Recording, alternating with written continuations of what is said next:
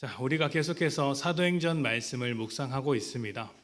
사도행전은 바울의 세 번에 걸친 전도 여행이 기록되어져 있습니다. 보기에 따라서는 4차 전도 여행까지 한 것이다라고 말할 수도 있겠지만 일반적으로는 세 번의 전도 여행이라고 여겨집니다. 총 세 번의 전도 여행 중 이번 주에 묵상한 이 본문, 우리가 읽은 이 18장 말씀이 2차 전도 여행의 막바지라고 보시면 되겠습니다. 2차 전도 여행은 출발부터 뜻하지 않은 문제를 안고 시작했던 여행이었습니다.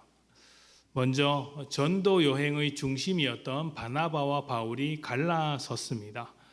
전도팀을 어떻게 구성하냐의 문제로 마가라 불리우는 요한을 데리고 가느냐 마느냐 하는 문제로 다투게 되었고 결국 팀 자체가 찢어진 것이죠. 사실 바나바와 바울은 굉장히 친밀한 관계, 밀접한 관계였습니다. 바울의 입장에서 보자면 바나바는 바울을 교회 공동체 안으로 들어오게끔 따뜻하게 안아준 사람이었고 또 바울이 교회의 지도자로 설 수 있도록 도움을 주고 가르쳐 주었던 스승이라고도 할 수 있는 존재였습니다. 바나바는 교회로부터 존경받으며 훌륭한 사람이었기 때문에 그가 바울을 보장해 주었을 때 많은 사람들이 안심하며 바울을 받아들일 수 있었을 것입니다. 그의 과거 이력에도 불구하고 품어줄 수 있었던 것이죠. 한 사람의 사랑이 또 다른 사람을 살릴 수 있는 그런 모습을 이제 우리 바나바가 보여주었던 것입니다. 대단히 돈독한 사이라고 할 수 있고 이렇게 함께 지내게 된 뒤부터 계속해서 함께 사역하고 함께 전도여행을 다니는 아주 끈끈한 사역자들이었습니다. 그런데 이들이 다른 일도 아니고 이제 전도를 준비하는 과정에서 다투게 되었고 갈라서게 되었습니다. 좀 충격적일 수 있는 사건이죠.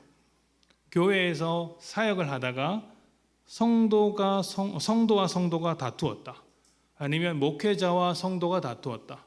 목회자와 목회자가 다투었다라는 소식이 들리면 여러분은 그 사역 또 그 교회를 어떻게 보시겠습니까? 아무런 덕이 되지 못하겠다. 다툴 수는 있는데 갈라지기까지 해서야 되겠는가? 라는 생각이 들지 않겠습니까? 그러니까 전도 여행 출발부터 교회로서는 별로 덕이 되지 못하는 모습이 보여졌을 수 있겠다라는 생각이 듭니다. 게다가 처음 계획했던 목적지는 아시아였는데 이 목적지가 좌절되었습니다. 아시아 부근에서 여행하며 그 주변에 세웠던 교회들을 돌아보는 것이 여행의 목적이었는데 전혀 새로운 목적지 마게도냐로 바뀌게 된 것입니다. 의도해서 바꾼 것이 아니라 이제 막혀서 가는 길이 막혀서 또 성령의 인도하심으로 인정해서 가게 된 것이죠. 갔더니 좋은 일이 있었느냐? 그렇지도 않습니다. 가서 보니 귀신 들린 여종을 고쳐 주었다는 사실로 인해 박해를 받게 되었고 또 주인이 고발해서 그 여종의 주인이 고발해서 감옥에 갇히기까지 했습니다. 다행히 하나님의 은혜로 풀려나게 되죠. 그리고 그 다음으로 넘어간 곳이 데살로니가입니다. 바울은 그곳에서 3주 동안 안식일마다 회당에서 논쟁하고 토론하고 말씀을 가르쳤습니다. 반응은 극과 극이었습니다. 말씀을 받아들인 이방인들이 있었고 말씀을 거절했던 유대인들이 있었습니다.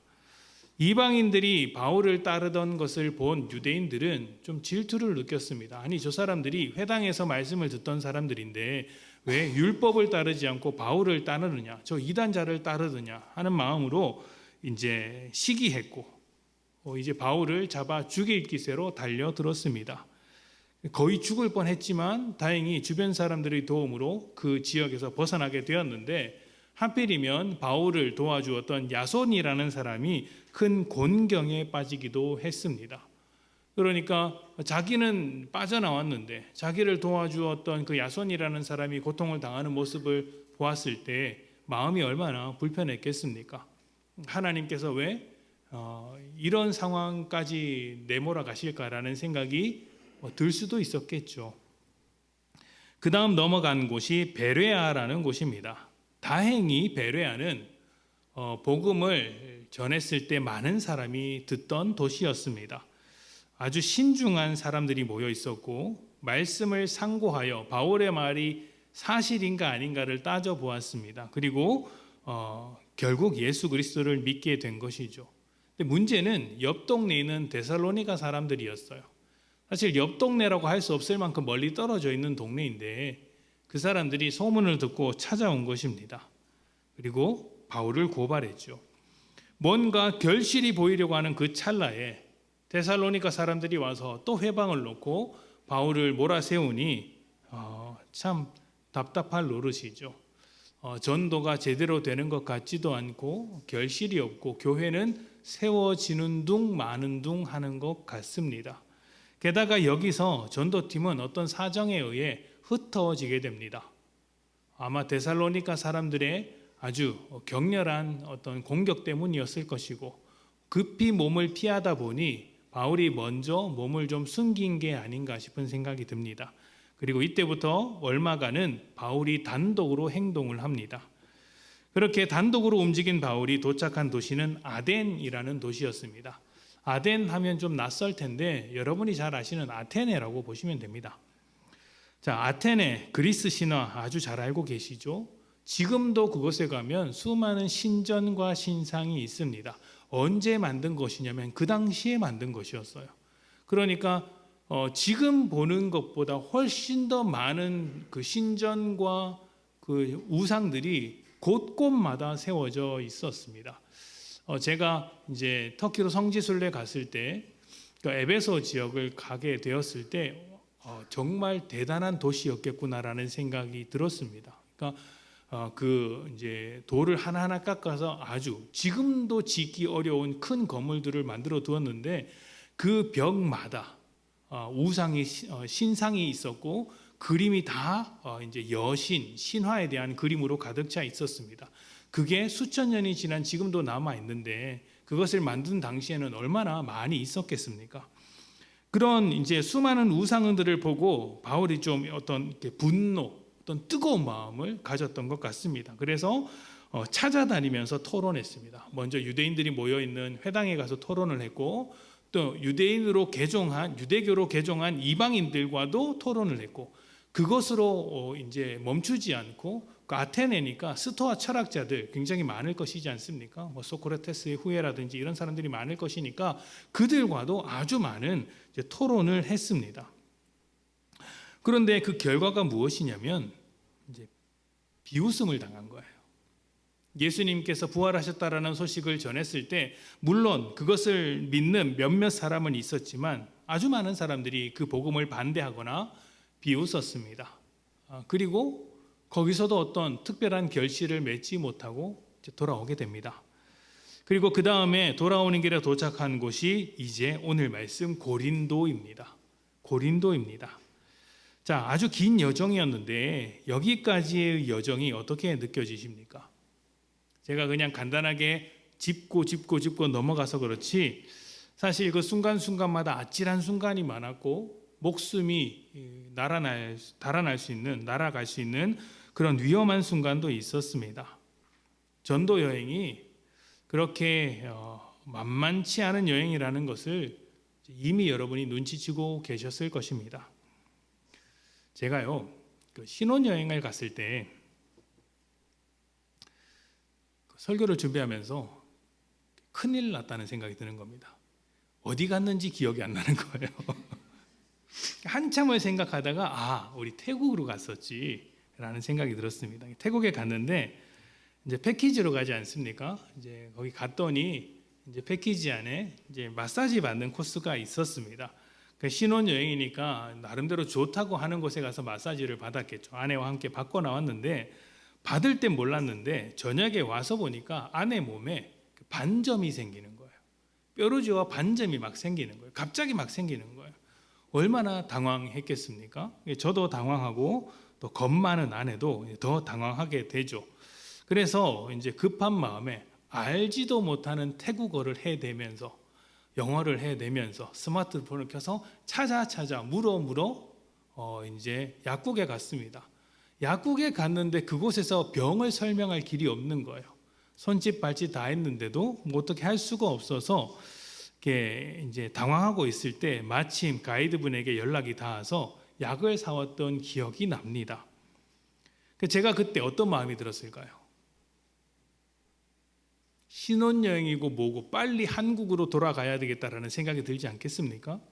아무리 좋은 여행이라도 몸이 아프면 집 생각이 나기 마련입니다. 그러니까 하물며 전도 여행에서 고생하고 있는 바울의 마음은 어땠겠습니까? 여행을 포기하고 빨리 집으로 돌아가 좀 쉬었으면 좋겠다라는 생각이 들 수도 있었겠죠. 전도 여행은 정말 만만치 않은 여행이기 때문에 정말 위기가 찾아올 때마다 좀 쉴 필요가 있겠다라는 생각이 들 수가 있습니다. 그런데 바울은 이 여행을 포기하지 않습니다. 고난을 당하면 다른 지역으로 가서 복음을 전하고, 고난을 당하면 다른 지역으로 가서 복음을 전하고, 고난을 당하면 다른 지역으로 가서 복음을 전합니다. 어떻게 그렇게 할 수 있었을까요? 자, 고린도에 도착한 바울은 다른 지역과는 다르게 1년 6개월을 가르치며 보내게 됩니다. 그래서 세워지는 곳이 우리가 잘 알고 있는 고린도 교회입니다. 그리고 그 고린도 교회에 쓴 편지가 고린도 전서와 후서가 되겠죠. 잠시 머물렀다가 쫓겨났던 지역들과는 다르게 고린도에서 오랫동안 정착할 수 있었던 이유가 있겠죠. 그 이유가 바울이 전도 여행을 계속해서 어렵고 고난을 당하고 있는 힘든 전도 여행을 지속하게 만든 힘이기도 합니다. 성령님께서 인도하시는 대로 이 여행을 포기하지 않고 지속하게 만든 이유 딱 두 가지만 오늘 말씀을 통해서 이제 찾아보았으면 좋겠습니다. 그리고 이 두 가지를 통해 여러분도 믿음의 여행이라고 할 수 있는 이 삶 속에서 주님을 바라볼 수 있는 더 큰 믿음을 갖게 되기를 축복합니다. 사실은 세 가지 이유였어요. 세 가지를 만들었는데 두 가지 하고 나니까 너무 많다 싶어서 잘라냈습니다. 딱 두 가지만 하고 다른 한 가지는 다음 기회에 하도록 합시다. 자, 바울의 첫 번째 힘, 여행을 지속하게 만든 바울의 첫 번째 힘은 소명이었습니다. 하나님께서 부르신 소명이었습니다. 사도행전 9장 11절부터 16절을 봅시다. 사도행전 9장 11절부터 16절입니다. 우리 교독하겠습니다. 제가 먼저 봉독합니다. 주께서 이르시되 일어나 직가로 하는 거리로 가서 유다의 집에서 다소 사람 사울이라 하는 사람을 찾으라. 그가 기도하는 중이라.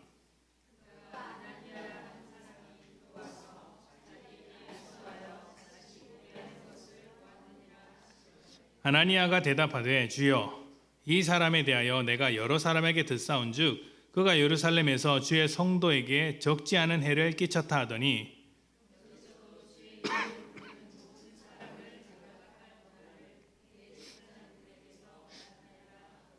주께서 이르시되 가라. 이 사람은 내 이름을 이방인과 임금들과 이스라엘 자손들에게 전하기 위하여 택한 나의 그릇이라.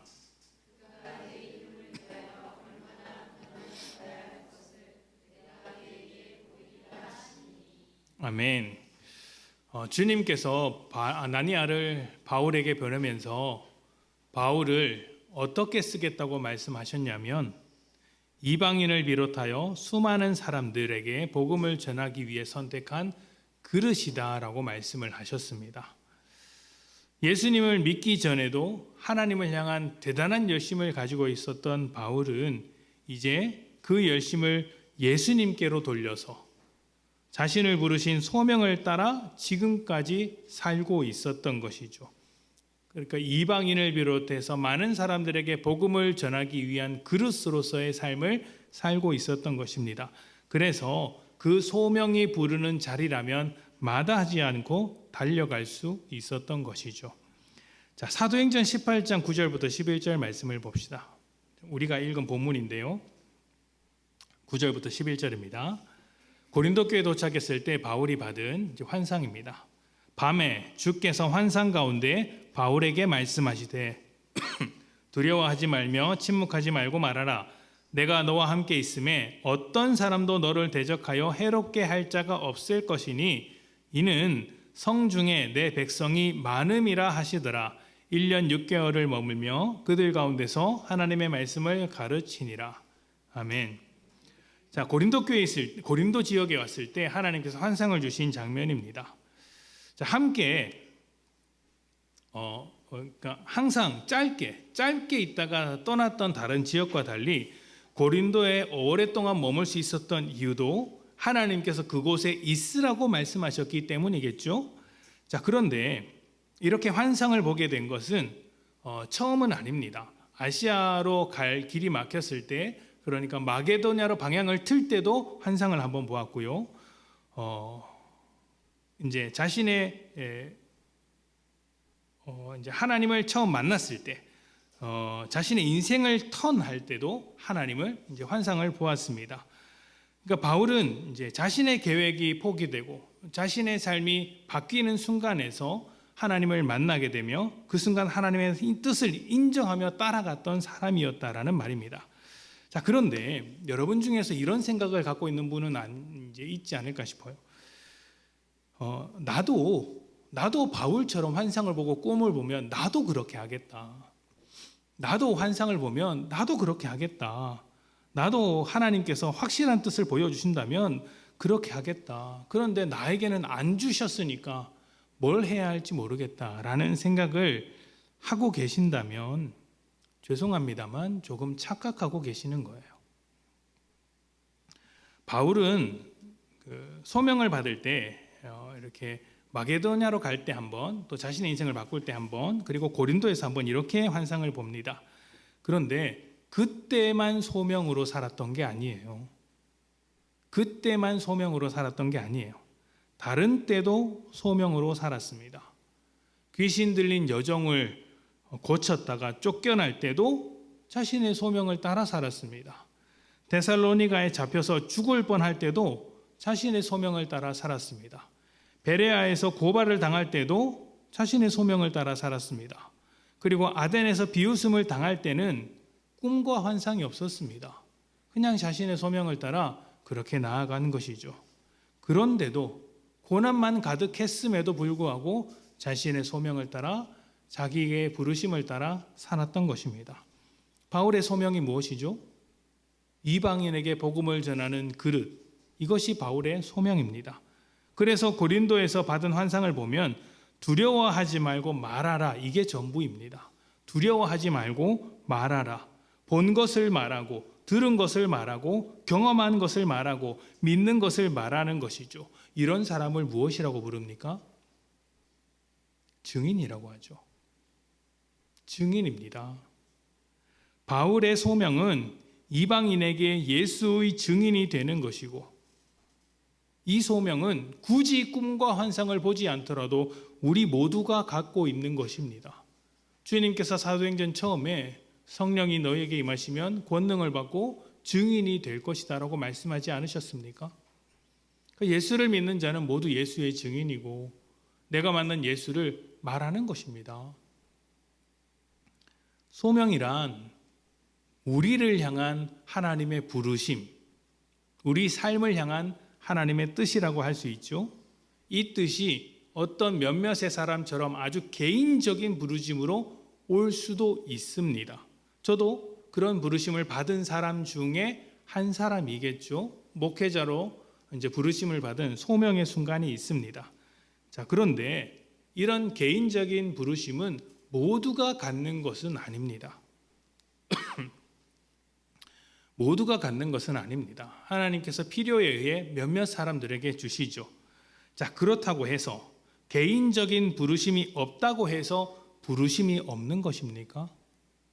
내가 개인적으로 하나님 앞에 기도해서 어떤 받은 환상이나 목소리나 뜻이 없다고 해서 내가 확고한 하나님의 뜻, 나를 향한 하나님의 뜻을 듣지 못했다고 해서 하나님의 뜻이 없는 것입니까? 아니죠. 하나님의 부르심, 하나님의 뜻은 큰 흐름과 방향을 지시하는 것입니다. 이 방향이다라는 것이죠. 하나님 나라를 향한 방향으로 살라는 것이고, 그것이 우리 삶에서 예수의 증인된 모습으로 나타나야 합니다. 소명에 대해서 가장 관심 있는 연령대가 보통 청소년이나 청년들입니다. 학생들이나 청년들이죠. 이 친구들은 소명을 찾는다고 하면 대부분 직업으로 생각하는 경우가 많습니다. 어떤 직업을 선택해야 하지, 어떤 일을 해야 하지, 이렇게 생각을 하죠. 직업으로 결정해야 하니까 이제 그렇게 소명을 직업으로서만 이해를 하는 경우가 있더라는 것이죠. 그러나 모든 소명이 직업으로만 나타나는 것은 아닙니다. 그렇지 않습니다. 어떤 사람은 이제 주일학교에서 목자가 되는 것이 자신의 소명일 수 있습니다. 그러면 그 목자를 위해서 주일학교 목자를 직업으로 삼을 수도 있겠으나, 직업으로 삼지 않고 목자를 잘 감당할 수 있는 일반적인 직업을 선택할 수도 있는 것이죠.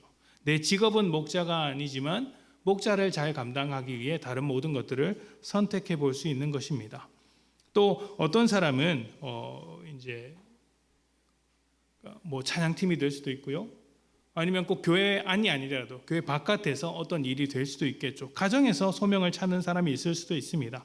그러면 그에 걸맞는 선택들을 해 나가면 됩니다.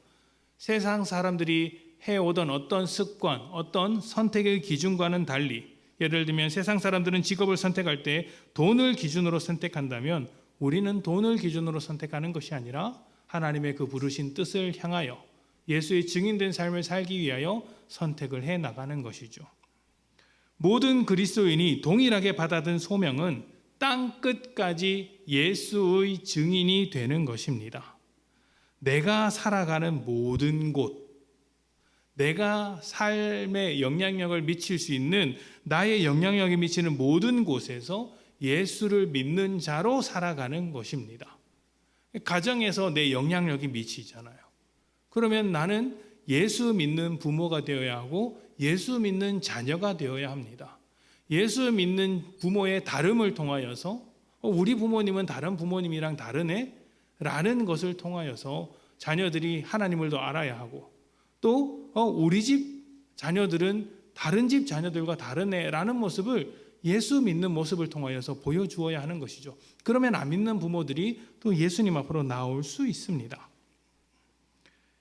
이렇게 우리의 소명을 받아들일 수 있다면 특별히 꿈과 환상이 없을지라도 우리는 소명을 따라 살아갈 수 있습니다. 그리고 이 소명이 단단할수록 우리의 삶은 하나님의 뜻을 이루는 것으로 가득하겠죠. 내가 뭘 해야 할지 모르겠다고 생각하신다면, 소명을 찾지 못해서 내가 어떻게 살아야 할지 모르겠다고 생각되신다면 그 자리에서 예수 그리스도를 따라 살아가는 것에 최선을 다하십시오. 하나님께서 새로운 길을 보여주지 않는다면 그 자리에서 최선을 다하는 것입니다. 그것이 우리의 소명입니다. 예수 믿는 자로 말이죠.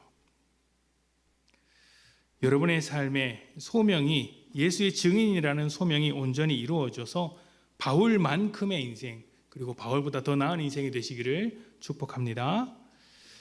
자, 바울의 두 번째 힘, 첫 번째 힘이 소명이었고요. 두 번째 힘은 고난이었습니다.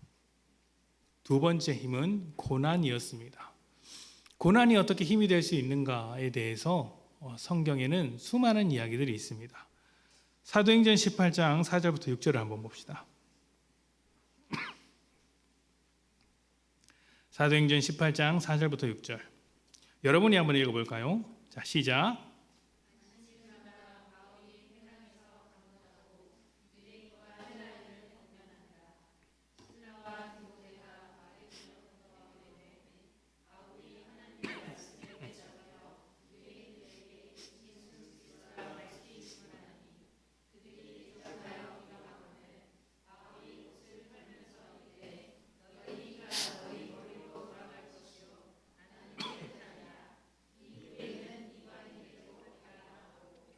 아멘. 자, 바울은 전도 여행 내내 고난을 당했습니다. 내내 핍박을 당했습니다. 마게도냐에서도 실패하고 쫓겨났죠. 데살로니가에서도 실패했고 그 실패가 베레아까지 쫓아왔습니다. 아덴에서도 마찬가지였습니다. 비웃음을 샀고 조롱을 당했습니다. 중간중간 결실이 있기는 했지만 그 결실보다 훨씬 더 큰 고난과 핍박이 바울을 덮쳤습니다. 지금 고린도에서 일어난 일만 봐도 그렇습니다. 하나님께서 환상으로 나타나시기 전에 일어난 일을 한번 보십시오. 복음을 전했는데 어떻게 되었다고 합니까? 사람들이 대적하고 비방했다라고 합니다. 바울이 하나님의 말씀에 붙잡혀 이게 증언했다라는 표현이 나오는데, 이 붙잡혀서 말을 했다라는 것은 이제 정신이 팔려서 아주 열중히 열심히 했다, 불타오르는 열정을 가지고 열변을 토했다라는 말이 됩니다. 그렇게 최선을 다해서 복음을 전했다는 말이 되겠죠. 그런데 그 결과가 무엇입니까? 대적당하고 비난당하는 것입니다. 고난이죠. 내가 최선을 다했는데 상대방이 오히려 나를 공격한다, 비방한다. 얼마나 낙심하겠습니까? 물론 결실이 있습니다. 7절에 보면 디도 유스도라는 회당 옆에서 살고 있는 사람이라는 이제 결실이 있었고요. 8절에는 그 회당장 그리스보가 예수를 믿었다라고 이야기를 합니다. 그런데 이렇게 언급한 두 사람입니다. 그리고 나머지 사람들은 어떻게 합니까? 비방을 합니다. 대적합니다. 복음을 전하면 비방당하고 핍박당하고 고난당하는 일들, 도망가는 이 일들이 앞선 도시에서 계속해서 반복되었습니다. 그래서 아마 여기까지 바울도 내가 여기 더 이상 발을 붙이지 못하겠다 생각해서 도망갈 생각이었을 거예요. 그런데 그때 환상이 나타나서 머물라고 말씀하시는 것이죠. 고난이 계속 찾아오고 지금 고난 중에 있는데 하나님께서 머물라고 말씀하시는 겁니다. 바울이 어떻게 합니까? 그 고난을 수용합니다. 감당합니다. 감당해야 소명이 이어질 수 있기 때문이겠죠. 아무리 자신감이 충만한 사람도 일이 안 풀리면 기운이 빠집니다. 주눅이 듭니다. 얼마나 초라해 보입니까? 열심히 최선을 다해서 내 능력껏 모든 것을 투자해서 복음을 전했는데 일이 되지 않으니 낙담할 수밖에 없고 다른 곳에 가서 새롭게 해보자라는 마음이 들 수도 있습니다. 그러나 하나님께서 그 자리에 있으라고 했고 바울은 그 고난의 자리를 받아들였습니다. 실패의 자리를 받아들인 것이죠. 고린도후서 1장 8절부터 9절을 한번 봅시다. 형제들아, 우리가 아시아에서 당한 환난을 너희가 모르기를 원하지 아니하노니 힘에 겹도록 심한 고난을 당하여 살 소망까지 끊어지고 우리는 우리 자신이 사형 선고를 받은 줄 알았으니 이는 우리로 자기를 의지하지 말고 오직 죽은 자를 다시 살리시는 하나님만 의지하게 하심이라. 아멘. 고난을 당하면 힘이 빠지죠. 낙담하죠. 좌절할 수밖에 없죠. 더 이상 아무것도 할 수 없고 될 수도 없는 실패라고 인정을 하게 됩니다. 이렇게 해서 뭐가 되겠느냐, 이 모양 이 꼴로 해서 되는 일이 있겠느냐라고 말을 합니다. 그러나 그것은 고난 중에서도 일하시는 하나님을 모르기 때문에 하는 이야기입니다. 고난 중에서도 일하시는 하나님, 고난을 통해서 일하시는 하나님. 우리는 고난을 통해서만 알 수 있는 것들이 있습니다. 무엇이 있을까요? 교만은 고난이 아니고서는 깨어지지 않습니다. 참된 겸손은 깊은 고난의 수렁에 빠져본 사람만이 발견할 수 있는 것입니다. 참된 겸손이 무엇인지 아십니까? 심령이 가난해지는 것입니다. 하나님 앞에서 내 것을 조금 더 꺼내놓을 수 없구나라는 것을 발견해내는 거예요. 내가 하나님 앞에서 조금 더 나를 내세울 것이 없구나, 그런 초라한 자신을 발견해서 울 수밖에 없고, 그래서 하나님께 매달릴 수밖에 없는 인생을 두고 겸손한 인생이라고 이야기하는 겁니다. 잘하는 것 잔뜩 있는데 나이만큼 잘하는데 잘하는 거 감춰두고 아닙니다. 저는 잘 못합니다. 이렇게 말하는 겸손은 겸손이 아니에요. 하나님 앞에 겸손은 내 인생에 정말 쓸데없는 것으로 가득 차 있구나, 내 생각이 정말 악한 것으로 가득 차 있구나, 하나님 앞에서 꺼내놓을 것이 아무것도 없구나라는 것을 인정하는 거예요. 자신으로서는 하나님의 뜻을 이룰 수 없다. 하나님의 도우심이 필요하다. 그래서 오신 분이 십자가구나. 그래서 오신 분이 주님이시고 그래서 성령이 우리와 함께 하시는구나. 이것을 받아들이는 것이 참된 겸손이죠. 그런데 이것을 무엇을 통해서만 알 수 있습니까? 하나님을 의지할 수밖에 없는 인생이라는 것을 깨닫는 것은 고난이 아니고서는 발견하기 어렵습니다. 날마다 승승장구하는 사람이 이것을 깨달을 수 있겠습니까? 대부분 회개하는 그 순간 자신이 고꾸라져서 하나님 앞에 철저하게 자신을 돌아보게 되는 그 순간은 대부분 처절하게 실패했을 때예요. 감당하기 어려운 고난과 어려움이 찾아왔을 때, 정 안 되면 육신의 병이 들었을 때도 그렇게 하나님 앞에 고꾸라집니다. 왜 그럴까요? 내가 이걸 이겨낼 힘이 없다는 걸 발견하게 되거든요. 나는 잘한다고 일을 벌였는데 안 되더라고요. 나는 평생 건강하고 죽을 일이 없을 것이라고 생각했는데 어느 날 갑자기 큰 병이 찾아옵니다. 신기하게 그럴 때면 그렇게 목이 뻣뻣한 사람들도 다 하나님 앞에 돌아옵니다. 돌아와서 잘못했습니다 그래요. 그 하나님 고쳐놓으면 어떻게 합니까? 또 마치 그런 일이 없었던 양 뻣뻣하게 살아갑니다. 하나님 속 터지죠. 근데 인간의 고집이 그만큼 셉니다.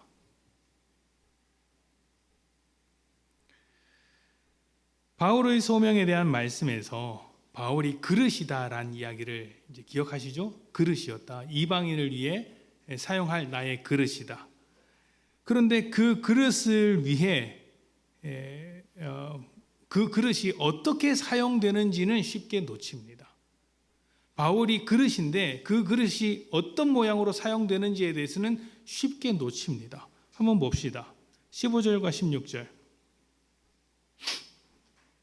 사도행전 9장 15절과 16절입니다.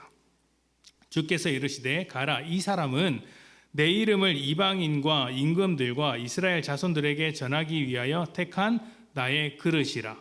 이 그릇을 어떻게 씁니까? 16절. 그가 내 이름을 위하여 얼마나 고난을 받아야 할 것을 내가 그에게 보이리라 하시니. 아멘. 얼마나 많은 고난을 받아야 하는지 내가 그에게 보이겠다. 아니, 하나님께서 소명을 주시겠다고 불러놓고 그 소명을 통해 어떤 역사를 이루고 영광을 이루게 하실 것을 보여주시는 게 아니라 소명을 줄 거야. 그런데 이 소명은 고난이야. 이렇게 말씀하시는 거예요. 고난을 받아야 한다고 합니다. 고난이 뭐죠? 우리가 겸손해지는 과정입니다. 자기를 지워가는 과정입니다. 자기의 쓸모없음을 인정하는 과정입니다. 자기를 부인하는 과정이죠. 그래서 이 과정을 잘 겪은 사람은 결실을 맺습니다. 바울이 맺은 결실을 봅시다. 고린도후서 4장 7절부터 11절입니다. 우리 함께 읽어보겠습니다. 시작. 우리가 이 보배를 질그릇에 가졌으니 이는 심히 큰 능력은 하나님께 있고 우리에게 있지 아니함을 알게 하려 함이라. 우리가 사방으로 우겨쌈을 당하여도 쌓이지 아니하며 답답한 일을 당하여도 낙심하지 아니하며 박해를 받아도 버림받지 아니하며 거꾸러뜨림을 당하여도 망하지 아니하고 우리가 항상 예수의 죽음을 몸에 짊어짐은 예수의 생명이 또한 우리 몸에 나타나게 하려 함이라. 우리 살아있는 자가 항상 예수를 위하여 죽음에 넘겨짐은 예수의 생명이 또한 우리 죽을 육체에 나타나게 하려 함이라. 아멘. 여러분, 이 말씀이요 굉장한 역설이에요. 대단히 이상한 이야기예요. 7절을 보면 우리가 이 보배를 질그릇에 가졌습니다. 여러분, 보배를 질그릇에 담습니까?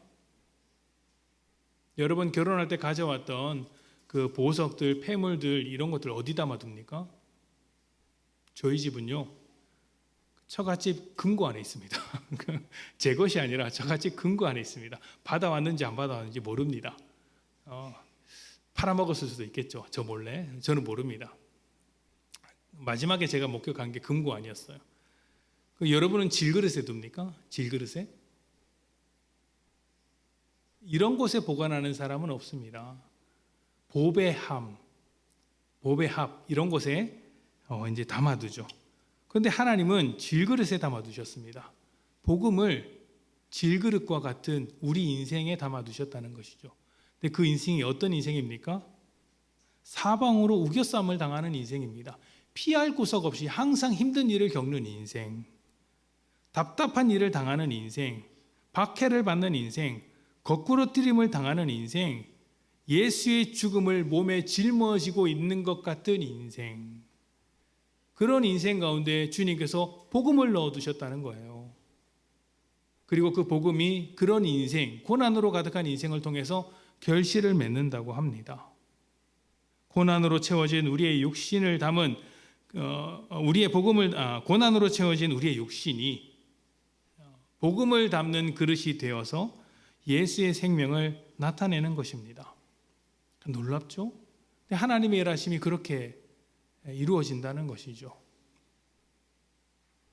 고난은요, 피하는 것이 아닙니다. 고난은 감당하는 것입니다.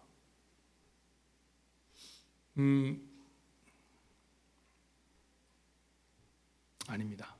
이제 할 말이 있었는데 이제 길어질 것 같아서 안 해도 될 말 같아서 패스. 자, 고난은 감당하는 거예요. 사서 고생할 필요는 없습니다.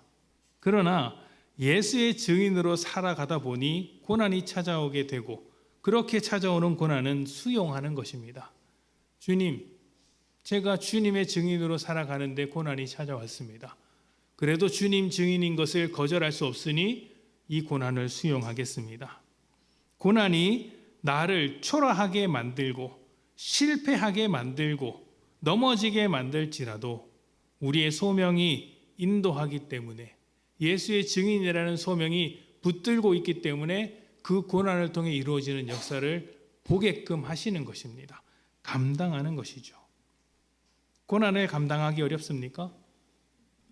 말씀에 나와 있는 그대로 후히 주시며 꾸짖지 않으시는 하나님께 기도하십시오. 무엇을 기도해야 합니까? 고난을 피해갈 수 있도록 기도하는 것이 아니라 그 고난을 통해 이루어지게 될 하나님의 역사를 바라볼 수 있는 눈을 달라고 기도하는 겁니다. 고난을 넘어 하나님의 일을 먼저 바라볼 수 있는 지혜를 달라고 기도하는 것이죠. 하나님께서 그렇게 기도하는 자들에게 응답해 주실 것입니다. 바울에게 말씀하셨던 것처럼 여러분에게도 말씀하실 거예요. 바울이 가지고 있었던 두 가지 힘, 소명과 고난, 이 두 가지 힘은 세상은 생각할 수 없는 것들입니다. 하나님을 알지 못하는 사람들이 어떻게 소명을 가질 수 있겠습니까? 예수를 믿지 않는 자들이 어떻게 예수의 증인으로 살아가겠습니까? 또 이렇게 소명 없는 자들, 인생에 목적이 없는 자들, 영원을 모르는 자들이 어떻게 현실에서의 고난을 감당할 수 있겠습니까? 현실을 넘어서는 어떤 가치를 붙들고 있는 자들만이 현실에서의 고난을 감당할 수 있는 것이죠. 그래서 이것은 우리만이 가질 수 있는, 우리만이 이해할 수 있는 아주 독특한 힘이면서 생명을 만들어내는 힘입니다. 소명과 고난이 어떻게 힘이 될 수 있는지를 여러분이 꼭 기억하셨으면 좋겠습니다. 세상으로는 불가능하고 우리로서는 불가능하지만 성령님께서 우리 안에서 이 일을 만들어가고 계십니다. 성령님께서 우리를 소명의 자리로 인도하실 때, 우리의 삶을 예수의 증인으로 만드시고자 하실 때 여러분 고백하십시오. 말로 예수를 고백하시고 삶으로 복음을 나타내십시오. 그리고 성령님께서 우리를 고난의 길로 인도하실 때, 질그릇과 같은 인생으로 우리를 만드실 때에 그 모습을 수용하십시오. 나는 은이 되고 싶습니다. 근이 되고 싶다라고 말하는 것이 아니라 예수의 증인으로 살아가는 자리가 질그릇이라면 그 그릇의 자리를 수용하겠습니다. 순종하시는 것이죠. 그리고 나를 통해서가 아니라 성령을 통해서 역사하시는 것을 보는 것입니다.